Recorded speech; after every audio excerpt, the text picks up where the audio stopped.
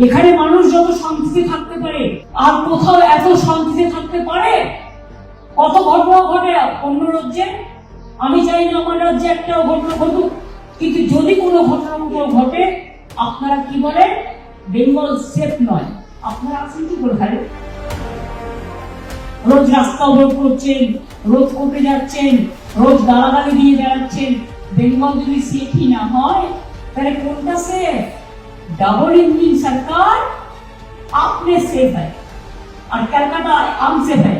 Calcutta is the safest शहर, आपको पता होना चाहिए। ये रिपोर्ट है गवर्नमेंट का, ये बात नहीं है कि हम कह रहा हो। और बंगाल भी आपको याद रहना चाहिए, अगर हमारा 10 कोटी से ज्यादा लोग हैं तो बंगाल में हर इंसान एक साथ में रहता है, एक साथ में घूमता है, एक साथ में बिजनेस करते हैं, एक साथ में मजदूरी करते हैं,